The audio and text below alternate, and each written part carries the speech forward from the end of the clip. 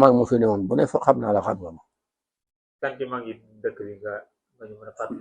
borom dëkk bi mu tarloo mañ fi tegoon mooy chef du village bi ak maa ngi ci des ñëpp te nekkoon fi magi mu ñu toxal si leen fi ñëpp laa xam waaw waaye nag gisuma ko de ndax booba bu kuma gone tey noo nga dëkkoon ca fee ca Minatu Gee te sëñ man yaay maye foofa la sama baay dëkkoon day mbokkam mu boole woon ko sëñ Moussa fekk sëñ Moussa Modou Moussa ay sëriñ ñu fi ñëwee nag booba gone laa gone du dem ci am ndaje bokk noo yéen booba te booba mat damaa daal jàng ndax fii laa dara jàng waaw sëñ Cheikh moom wax nañ sax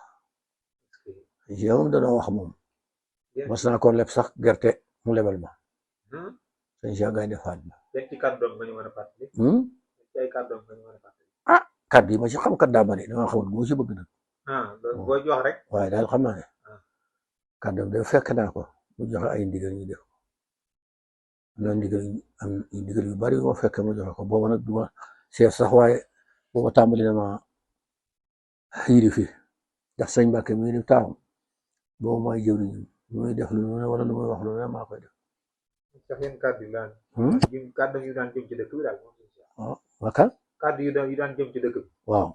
na sëñ Mbàkke fi ne woon te boobu sëñ Mbàkke may jëw ñoom moo taxoon ma teel a jëfanteeg sëñ bi yéen kàddu ma ci mën a fàttali sëñ Mbàkke yi mu daan wax ci dëkk bi ak lim daa wax bari na mooy lii di wax de rek dañoo bokkute waxee ne waaye lim daa wax rek liggéey ci dëkk bi waaw jàpp njàmbur julliti sëñ Mbàkke dund ngeen lu bëri daal képp